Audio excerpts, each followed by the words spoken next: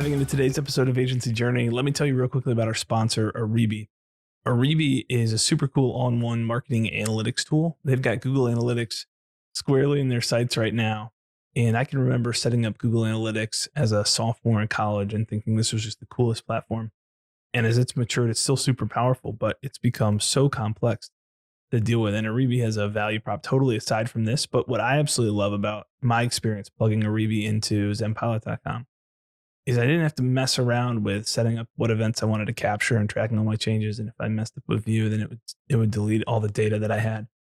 I just plugged it in, it crawled, it captured all of our events, made it super easy to see our funnel. And it just works. I love being able to see, for example, how many people read the definitive guide to ClickUp for agencies, a blog post that I wrote, 6 months ago. See where those folks come from, how that influences the buying process, the funnel, the way that it works out. So super excited to have Aribi as a sponsor. You can check it out. Go to aribi.io/agencyjourney. It's all one word. If you spin up a free trial there, use the coupon code agencyjourney, same thing, all one word. That'll give you 20% off any plan, which is super generous of them. And remember, they can track all of our conversions. So check them out. That's aribi.io. We appreciate their sponsorship. Let's get on with the episode. All right. Welcome into another episode of Agency Journey. This week, I have the pleasure of bringing Todd Taskey onto the podcast. Todd is an M&A advisor and has worked with a number of agencies, and he's in a little bit different space than a number of the M&A advisors who, at least personally, not through the agency space, but who I've been connected to, where most of them are not focused on agency or that end of the market. So Todd, I'm super excited to have you on, dig into your story, and talk a lot today about the path for agencies, talk about the way to maximize the enterprise value of the thing that they're working so hard to build. But I appreciate you having on. Welcome to the podcast. Excellent. I'm super happy to be here. Cool. So let's start here, which is quick bio, I guess, in terms of the firm that you're in. And maybe not even bio, but how did you get into the M&A space? I spent my first 20 years as a financial planner. I was a certified financial planner, and we built a small firm that we sold to a group. That group was later acquired by Goldman Sachs. Had a couple people that I knew that wanted some help, and a lot of my practice was around working with and helping entrepreneurs. So there was kind of a natural segue, from that perspective.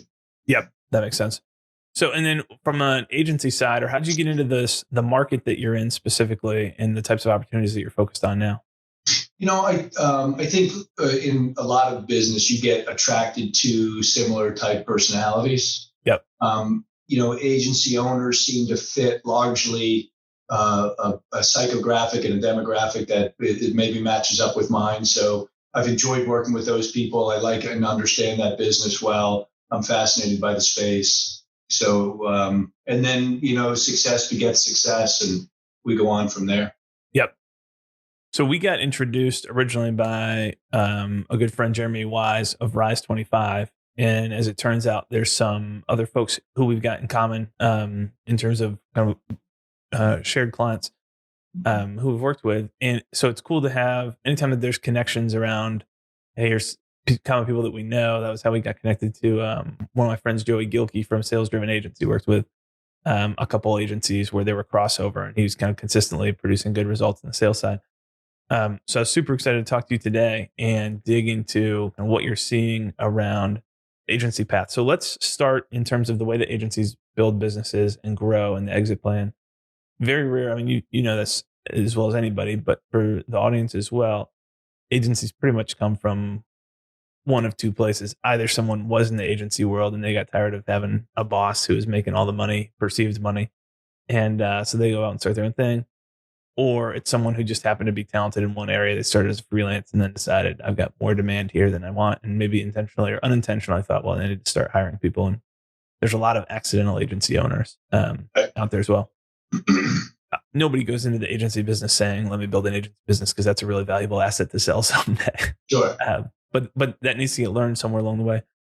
So you were just kind of explaining how you think about the paths for agency owners in terms of building it out. Maybe talk a little bit about how agencies can think about what they've built and the journey that they're going on to maximize value. Sure. So quick backdrop that I think is important. And we've been doing digital marketing transactions for several years now. And we've seen this shift of private equity drives a lot of transactions, either directly or with portfolio companies that they add more onto. Private equity understands now, because as all your listeners know, last year, for the first time, we had 51% of all spend was in digital. That's projected to go up. Nobody thinks it's going backwards.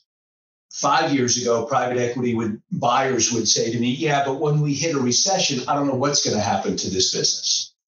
Now we have the answer to that, right? Yep. It's going to bounce back quicker than any other business. So private equity has religion in this space. Private equity realizes that this is the future of marketing and advertising. And so there's tremendous tailwinds from that standpoint. So that should be a great message for all of your listeners, and even the accidental guys. You know, many of these deal trophies over my shoulder are agencies that were very valuable to different degrees. And so helping to uncover that value and create that value, I think, is a lot of what you do. Maximizing that at the end and doing a successful transaction is what we do. Most of the people we work with have EBITDA, right? Net profit, let's call it, between $1 million and $3 million, right? So somewhere between $1 million and $3 million of EBITDA. And so after you get over the hump of, oh my God, can we survive? The question for a lot of guys is, you know, what's the best path forward for my business? And as I tell people all the time, the road from $1 million of EBITDA to $5 million of EBITDA is a very well-worn path, right? Lots of people have done this. It is not a straight path by any stretch.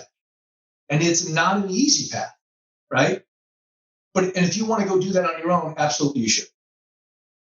But one of the things that we represent as an alternative to that is, instead of doing that, growing the agency, keeping all of your wealth tied up in the agency, and then spending some of your future income on growing the agency and all the challenges that come with that, what if we could plug into a place where we could become an important part of their overall solution and participate in the upside equity of that business and get cash at close?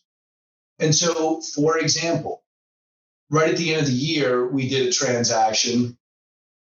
We helped our client, a company called Bayshore Solutions, a very good HubSpot partner, and we sold them to a larger HubSpot partner. And those guys are doing tremendous work and will do exciting things going forward, right? We have a deal that should be closing here in the next week, where we have a client that does email marketing for e-commerce customers only. Very nice, narrow focus, right? Fits in this nice box. We put a nice bow on the box, and then I can show it around to a bunch of people, right? And what a lot of larger companies are looking for is what they would call to complete an arc of services. A lot of people hear this term, a roll-up strategy.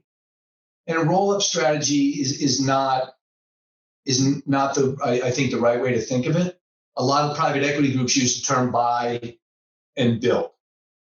So they don't want to buy 5 SEO agencies to be a bigger SEO agency. But what they will do is buy an SEO shop, pay-per-click shop, content, social, email. And so they've got this arc of services where they can manage one client through across all of these things. And so what we see is that as EBITDA gets larger, right? So if you're at $1 million of EBITDA and you have a lot of recurring revenue and you have good client retention, at $1 million, you could trade for somewhere between 6 and maybe up to 6.5 or 7 times on EBITDA. If you're over 3 million, definitely you're at 8 plus on EBITDA. If you get over 10 million of EBITDA, that's a 12, 13, 14 times business. So the way I look at it when I talk to my clients, let's just make it up and say you're $1 million. Let's say that's 5.5, 6, 6.5 times EBITDA. How can we turn those chips that you have, that equity, into not 6 times, but 12 times EBITDA? Well, there's 2 ways to do it. grow from 1 million to 10 million of EBITDA, right? That is a lifelong journey. Number two, sell those chips to somebody and take some cash now and then exchange your chips for those chips, right? And so we did a transaction, a group that we have under letter of intent now. The buyer has 18 million of EBITDA. They're a digital marketing firm. They really don't do performance. They don't do performance well at all. And they want more than just one performance shop. So if there's anybody listening that's doing performance that likes the idea, I would love to talk to them. They will plug into that. The kind of the structure that we have for them is that they'll get roughly 2/3 in cash and 1/3 in equity in the new company. And when that new company, the buyer, when they sell in, I would guess, a couple of years, they'll get cashed out at a much larger multiple. So they get what they get today, and then they'll have that second bite in the future. So those are some of the alternatives when you have a business. And I know you spend a lot of your time talking to clients about this. I'm not talking about 3 or 4 guys scrambling around trying to serve customers as best they can. I'm talking about people that have processes and accounting rigor and know what it is that they're doing and know who they're doing it for so that they can point to recurring revenue and retention and good customers. Right. I'm going to click into one thing that you said there around recurring revenue and retention. When you think of that, so the difference between 5x and a 6x multiple, because that comes up all the time with agencies. HubSpot made an awful lot of money by pitching agencies on moving over to retainers and getting that recurring revenue. And I mean, the pros and cons. Business to manage, right? Well, yeah, pros and cons of all that. So what percentage in terms of, and I don't know if there's specific numbers, but there's probably some loose numbers that you might have. Obviously, these all work in harmony together. So just because if you've got high recurring revenue but low client retention, then you might as well do projects. But when you say recurring revenue, is that like, what are some good numbers that maybe agencies could be shooting for? Is it 70%, 80%? Obviously, it depends on the business. Yeah, I mean, so there's obviously some nuance in here, and this is what bankers do, right? Yep. The higher the number, the better. And we've got some groups that we're working with now where they've got almost 100% recurring revenue. Yep. Because that's what their model is, right? Nothing's completely that pure because, especially if you're doing web dev, right? Or you're enhancing a website. But the key to that is, and we will stress this anytime we put a presentation or a deck together, 100% of revenue comes from recurring revenue clients. So we've got these guys that pay us $2,000 a month, $8,000 a month, whatever the number would be. And those people, we will do web development for. Right. If somebody calls up and says, hey, can you do web dev for us? That's a great That's point. all we need. The answer is no, we don't do that. Right. So there's recurring revenue, contractually recurring revenue. And then there's banker speak for what we call reoccurring revenue. Right. Because these guys, and some clients you can control on your contract, and some clients say, we will send you our contract and you'll sign it, or we're going to go to those guys. Right. So some of those people, they will come back year after year after year, but they only sign 1-year contracts or 1-year engagements. So we'll bill that as reoccurring revenue. And then the buyer will say, well, how long have you had these guys? We've had them for 7 years. Oh, all right. Well, that makes a difference than somebody that has renewed once, right? So the higher the better, always the higher the better. And that is clearly something worthwhile to adjust your business model to, because it becomes easier to manage the business when you have as much of it under contract as possible. Yep, that makes sense. And then from a retention side, I come from the software world where we were building a project management tool for agencies prior to kind of the pivot to what we're doing now with Zen Pilot, where we're servicing on top of someone else's software largely. And at the time, I was so discouraged because it was so hard to get churn below 5% monthly, which is not atypical in early stage software. And services should be more stickier than that. But are there retention numbers or metrics that you're looking at? And do you typically look at it and present it to PE firms the same way, where it's monthly churn like in software, or do you talk through annual? Yeah, and so there's a whole bunch of ways to slice that, right? So it's 2%. Our retention is 98%. That sounds great. 98% what? Yeah, 98% a month. Right. Well, that's 2% times 12 is 24. So you're at like 76%, right? Right. Yeah. 98 sounds way better. That's number one. Number two, are you talking about revenue? Or are you talking about logos? Right. Or are you talking about clients? I mean, what's the measure here, right? And I think that you want to present honestly.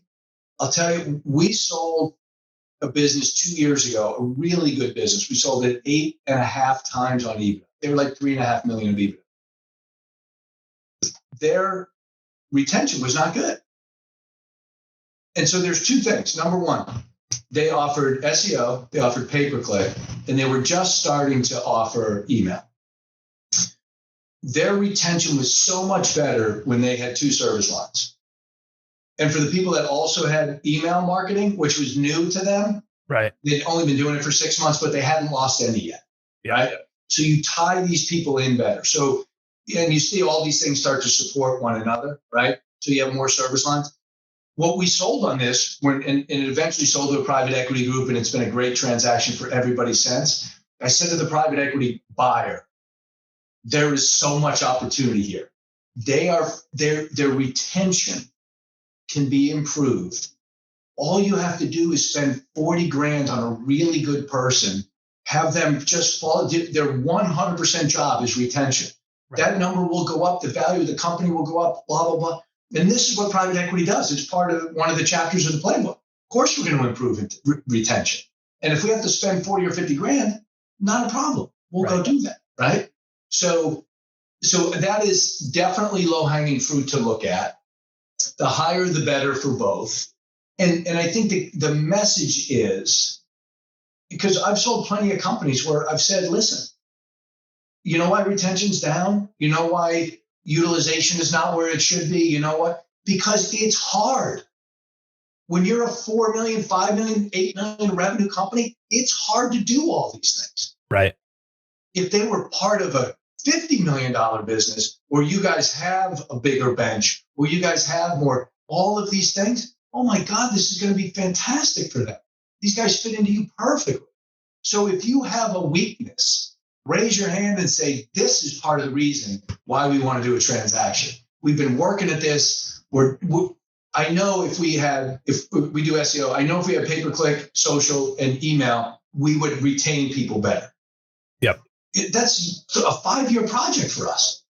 If we could plug into that and be part of you guys and blah, blah, geez, it'd be fantastic. Yep. Makes a lot of sense. What are you seeing? So that's helpful. I mean, ultimately what you're getting at is LTV, but a specific way that you get to LTV between retention and how much of it is recurring revenue. What's the software speak? I guess ARPU, but average client or average contract value. From a margin perspective on these businesses and growth rate, because I would assume those are two of the other big variables. How fast are you growing? And then how profitably are you growing at the same time? Yeah. So how fast you're growing is not as important, right? It's part of the story. I've got a couple groups now that have been flat for the last 3 years. Yeah. That's part of the reason we're selling, right? It's just understand who you are and sell in it. It doesn't make you bad. It doesn't make the company bad, right? And I've said many times, you know why they keep doing 9 million a year? Shit, they're doing really well. I mean, they're making 18% or 22%. Both owners are making a bunch of money. They have a boat. They get to go on vacation, right? This is perfect for you as the buyer. Perfect, right? These guys will if you could get rid of some of the distractions for them around running a business and have them focus just on the stuff they're best at, my goodness, off to the races we go. Right. On the margin side, how big a role does that? Obviously, it's going to impact. Yeah. So a well-run agency should be in the high teens, EBITDA percentage, could be in the low 20s. I've got a couple now that are in the 30s. There's an important point. I'm glad we're stumbling on this. If you're doing $2 or $3 million of EBITDA of revenue, you should, at 3 or 4, you could be doing 35, 40% EBITDA margins. You don't have a CFO. You don't have a head of HR. Maybe you don't even have office space right now, right? There's a lot of things you don't have. You don't just stair step your way up from 5 million of revenue to 10 million of revenue, right? At some point, and everybody knows this, I got to hire a head of sales. I got to hire somebody that can manage the finance function here, right? You've got these important hires along the way. So if you're thinking, okay, from 1 million to 5 million, it's going to go down somewhere in there. For sure. When I make these investments. And somebody's got to go home and tell my partner at home that, hey, by the way, we're not doing distributions for 2 years, right? I'm not going to do that. Right. So these are the decisions that you have to make. And when you look out, that people have made at some point. And so that is another kind of vector point to say, we're going to invest in these people. We're going to hope like hell the COO and the head of sales that we hired are going to turn out. That is so much more difficult than people realize. I'm sure you see this all the time. And so if it goes perfectly, it's going to take 2 years for us to start to see the return on that investment, and then to get EBITDA to grow from that number. Right. So that's a big commitment around time. Yep. Yeah. That makes a lot of sense. I think that an accelerating growth, just like Adam Rundle from Clever Profits will often say, accelerating a business is just like a car. Like the faster you want to accelerate, the more your fuel efficiency goes down. Your margin's not going to stay the same margin as you continue to grow. Yeah, and then you just sell into that. You just have to, as long as you're aware of it. What to follow on that analogy? If you show up at the shop or at the gas station, and they say, "Wow, how come you're filling up again so soon?" To say, "I don't know, I just ran out of gas." That is not the answer people are looking for. You say, "Well, geez, I was going 85 miles an hour on the highway, and so my efficiency went down." Oh, geez, that makes sense. I understand. Sure. I understand why. B, I know you know. And if you're going to be part of my team, I want a guy that knows what he's doing. Right. Yeah. Understands what's going on.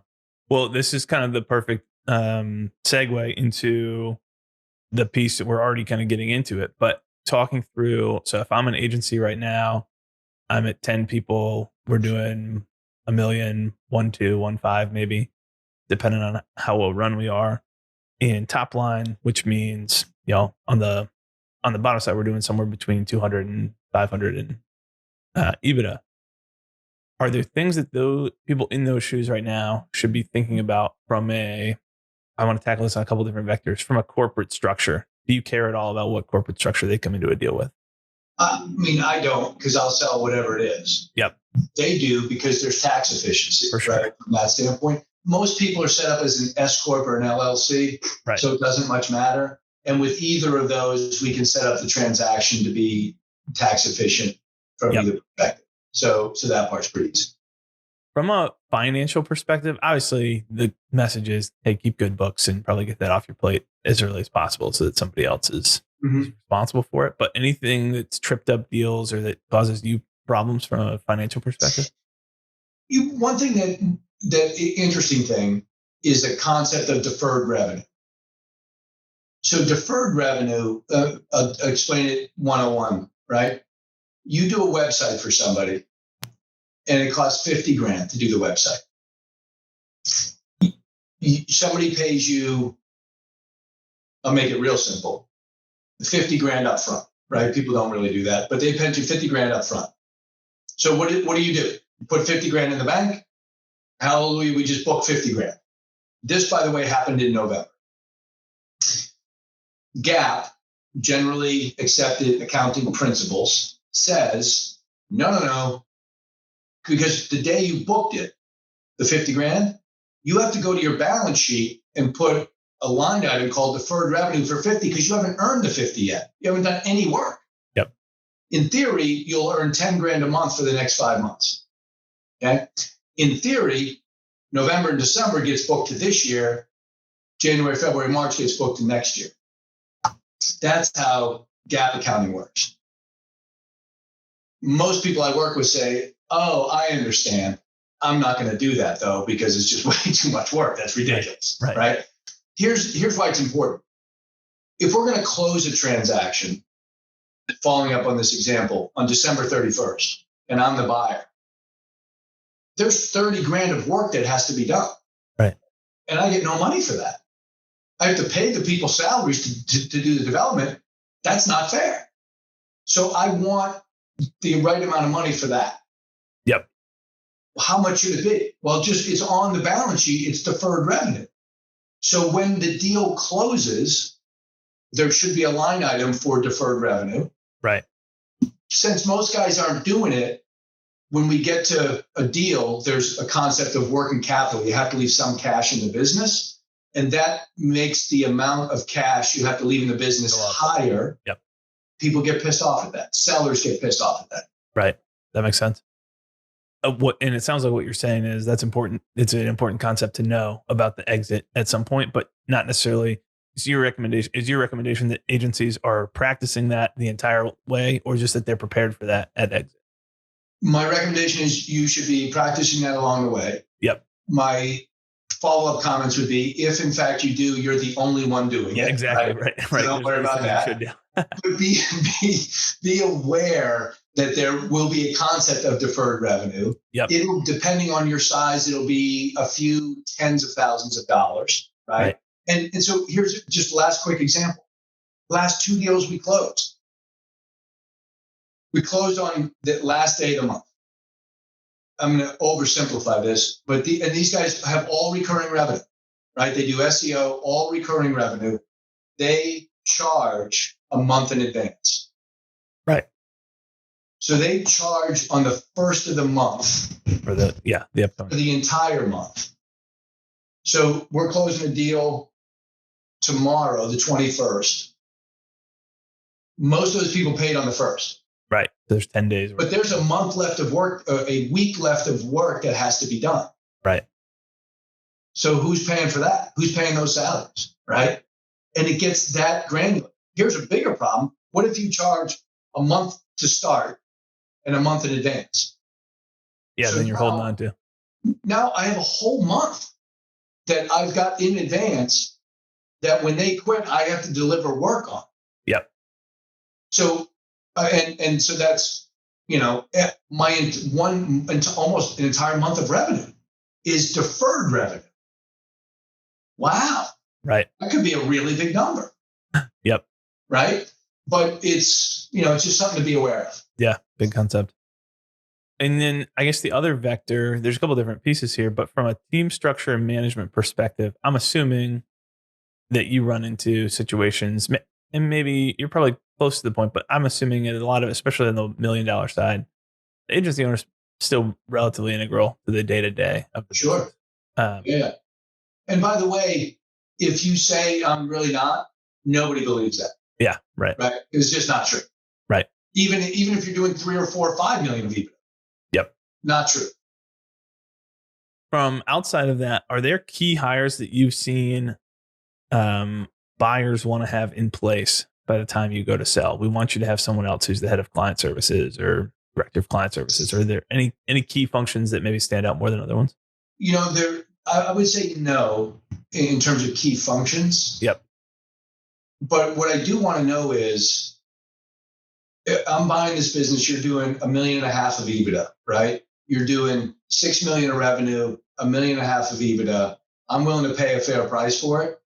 I expect to get $1.5 million of EBITDA this year, next year, and the year after, and I expect that number to grow. Right. Tell me how that's going to happen. Tell me how it's been happening. Demonstrate it, show it. Tell me it's going to continue. Yep. Right. And if you've had clients for years, if your retention is high, if you're a best place to work, if your Yelp reviews are good, if you've had retention in employees for a long period of time, right? All that goes to that story. Nobody's perfect in any of those things. And again, it's harder when you're smaller. Just, right. Sell into it, lean into it. Yep. That makes sense. And there's so many more questions I could ask. Todd, this has been super helpful. So let's point people, if someone's at that point, they're $1 million, close to $1 million plus of EBITDA right now, and curious about exploring the path. What's the best place for them to learn more and reach out? Yeah, thank you for that. So Potomac Business Capital is the website. Yep. You can find me on LinkedIn. All spelled out right, PotomacBusinessCapital.com. Yep. Yep. We'll put it in the show notes. Yeah, I'm Todd at Potomac Business Capital. You can send me an email. You can find me on LinkedIn. I've got lots. You see this over here, over my shoulder. I got a whole other board over here of people that I've spoken with that have said, hey, I don't know that I'm quite ready to do a full process where I'm going to go find somebody. But if you had something like this for me, man, I'd like to hear about it. And we'll spend time talking to them to understand what this really means and keep our eye open, right? Yep. So we're always happy to talk. It is very difficult to find the right transaction that one of your listeners is going to be excited about if they're below $1 million. They're 850 or 950 or something. If they're close, then we can work that out because they're going to be at $1 million next year in the future. Right. Especially if they're working with guys like you and the others that you mentioned that are really helping them grow their practice. So we can show a road to that. That's great. But we're happy to have the conversation. Happy to have people connect on LinkedIn and just stay in touch that way and grow from there. Awesome. Cool. We'll put that info in the show notes. We won't put your email address in the show notes, probably. That'd be super. Thanks. Just so you're not getting a ton of spam. But awesome. Well, I appreciate you coming on and sharing. Yeah, it was great. Time. Great. I enjoyed it. Thank you.